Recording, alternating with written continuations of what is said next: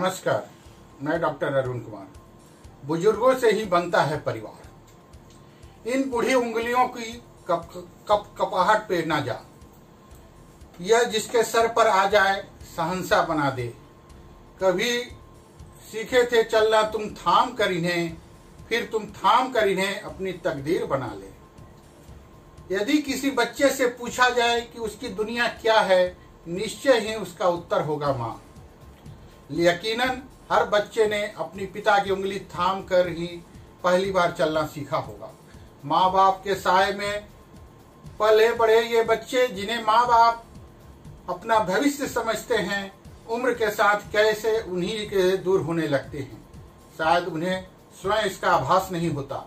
और उम्र का एक पड़ाव वह आता है जब माँ बाप वृद्ध हो चुके होते हैं और बच्चे समर्थ, और फिर वही बच्चे उन्हीं माँ बाप को बोझ समझकर उनकी उपेक्षा करने लगते हैं तथा कदम कदम पर उन्हें अब उनकी लाचारी का एहसास दिलाते हैं।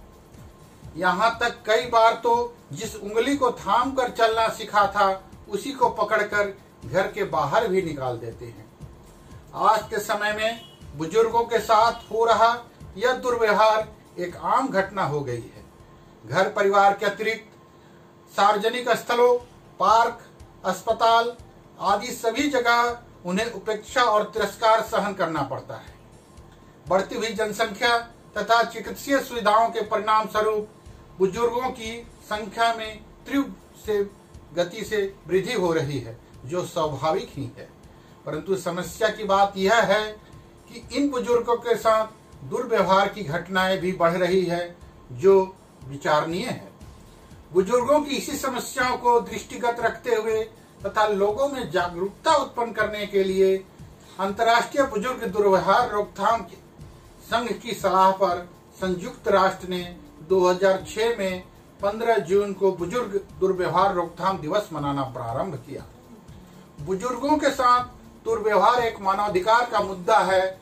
वर्ष 2017 में WHO द्वारा कराए गए अध्ययन के अनुसार समस्त विश्व में 60 वर्ष से अधिक उम्र वाले बुजुर्गों में ये अनुमानतः 15% बुजुर्गों के साथ, अर्थात विश्व में प्रत्येक 6 में से 1 बुजुर्गों के साथ दुर्व्यवहार हुआ।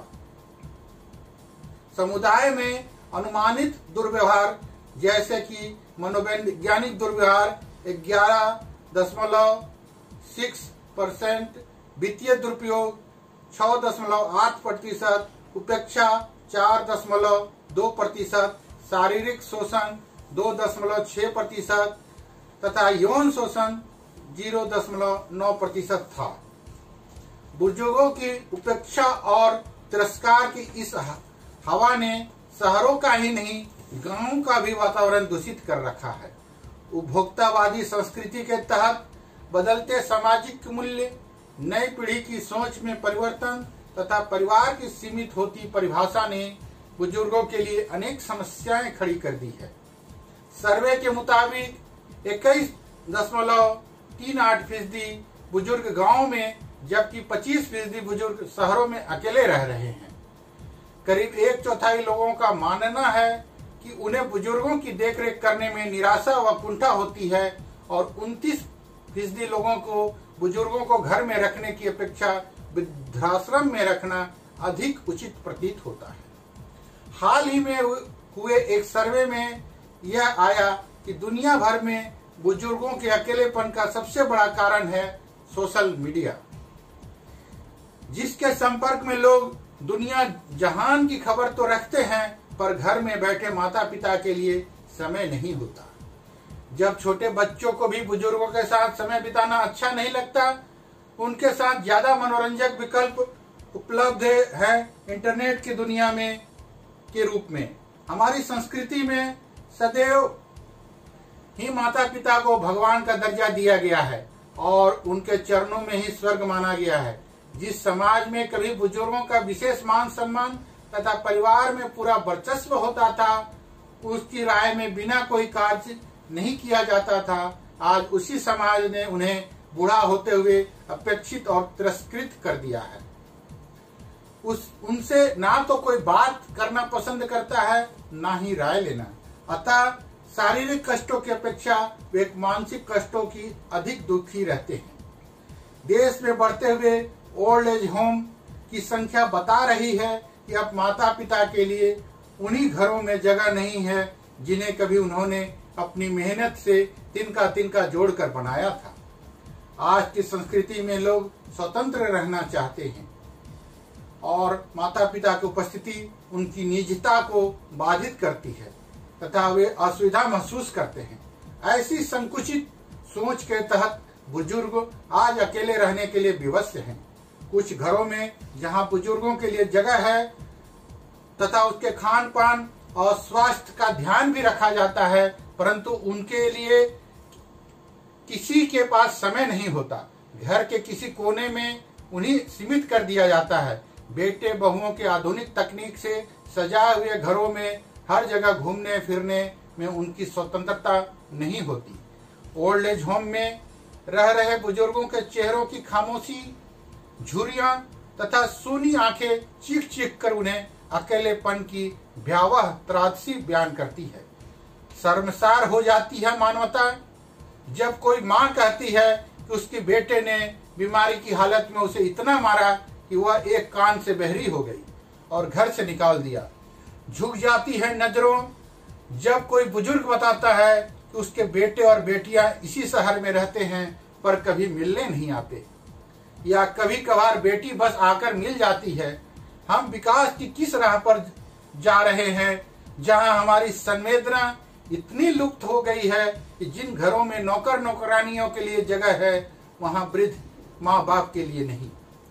युवा वर्ग को अपनी सोच में परिवर्तन लाना होगा। उन्हें यह नहीं भूलना चाहिए कि बुढ़ापा तो एक अनिवार्य अवस्था है। समय के इस चक्र से एक दिन उन्हें भी गुजरना ही होगा। लगभग 80% बुजुर्ग तो शिकायत भी नहीं कर सकते। उन्हें उम्मीद से एक दिन शायद सब ठीक हो जाएगा।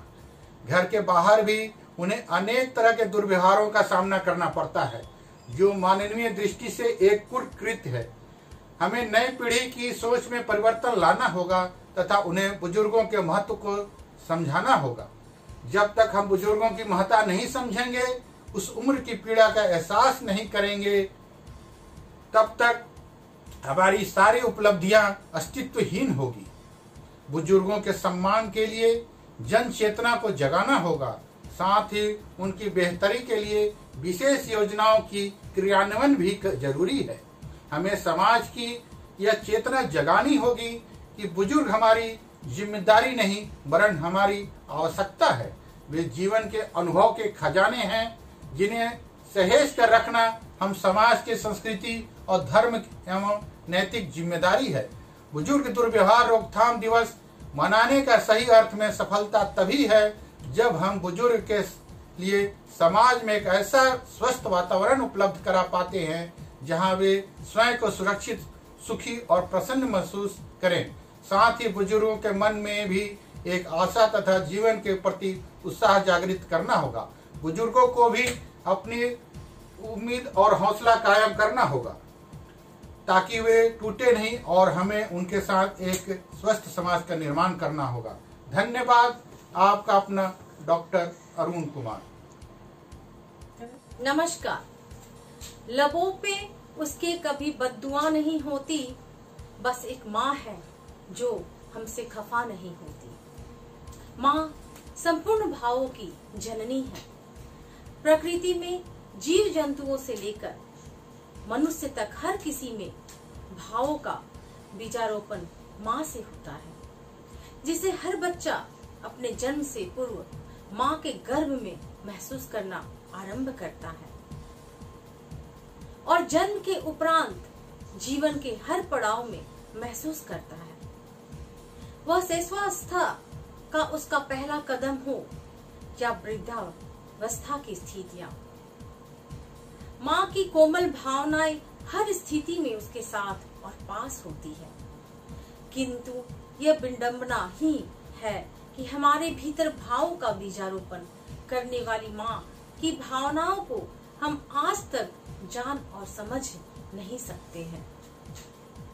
माँ जिसने अपना सर्वस्व अपने बच्चों के लिए समर्पित कर दिया, जिसके संदर्भ में कहा जाता है लबों पे उसकी कभी बद्दुआ नहीं होती, बस एक माँ है जो मुझसे खफा नहीं होती।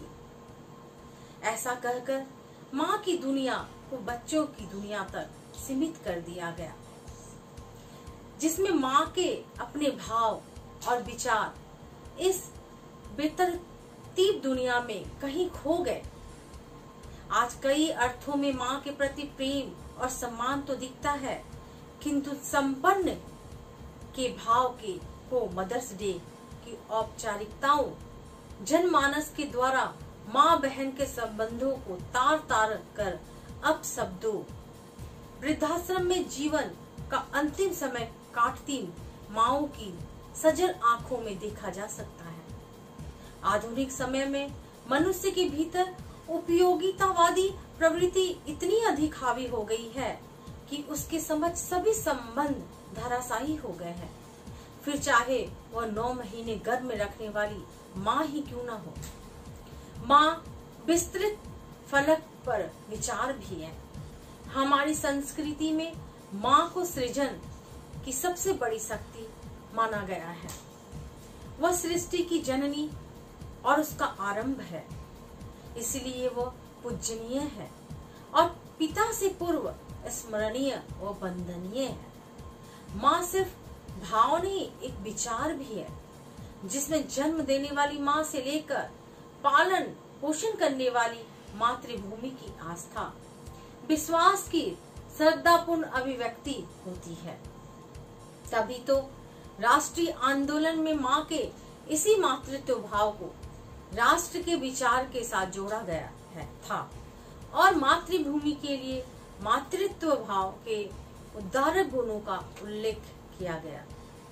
इसी मातृत्व भाव ने भारतीय राष्ट्रीय आंदोलन में भारत माता की छवि को निर्मित किया। जननी जन्मभूमिश्च स्वर्गदपि गरीयसी की संकल्पना ने राष्ट्रीय आंदोलन में मातृशक्ति को राष्ट्रीय आंदोलन से जोड़ पाने में महत्वपूर्ण भूमिका निभाई है, जिसके संदर्भ में सरोजिनी नायडू कहती है कि पालना झुलाने वाले हाथ ही विश्व पर शासन करते हैं, चूंकि सारी दुनिया की नारियों में मातृत्व का नैसर्गिक गुण समान है, इसलिए वे बड़ी आसानी से प्रत्येक स्त्री से सखी भाव में भाव पैदा कर सकती है। हमारे देश में जननी और जन्मभूमि एक दूसरे के पूरक और पूजनीय है।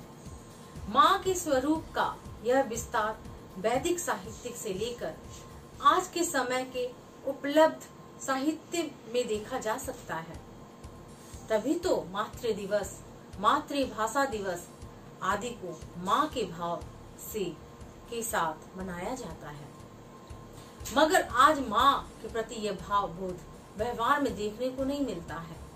माँ के इन भाव बोधों की अनदेखी है, उसके संपूर्ण जीवन को परिवार और बच्चों की धुरी में बांधकर रख देती है। उसका अपना व्यक्तित्व उसका ना होकर पति और बच्चों के साथ एकात्म हो जाता है, जिसमें माँ की पहचान खो जाती है। उसके सपने, उसकी ख्वाहिशें सब उसका परिवार हो जाता है। वह खुद भी तो खुद को खो देती है। क्या कोई जानता है माँ एक अतिरिक्त भी कोई पहचान रखती है? माँओं की पहचान उनके परिवार और बच्चों से होती है। उनका अपना व्यक्तित्व तो उनकी पत्नी से माँ बनने के साथ ही पूरी तरह से गुम हो जाता है।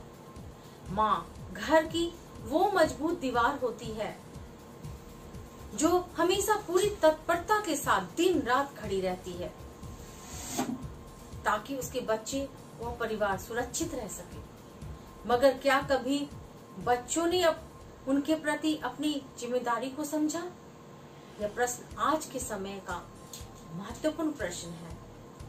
माएं जो अपना पूरा जीवन घर और परिवार के लिए होम कर देती है, और क्या उन्हें उनके उसी भाव बोध के साथ समझा गया? कदाचित उत्तर मिलेगा नहीं। हमारी संस्कृति में जहाँ माँ को पूजनीय माना, उसी जननी जन्मभूमि माँ माना, पिता और गुरु से अधिक माता को श्रेष्ठ तो माना ही, किंतु सामाजिक व्यवहार की भाव भूमि पर उसकी स्थिति क्या है, उसे हम सभी भली भांति परिचित हैं। मैं ललिता कुमारी, धन्यवाद।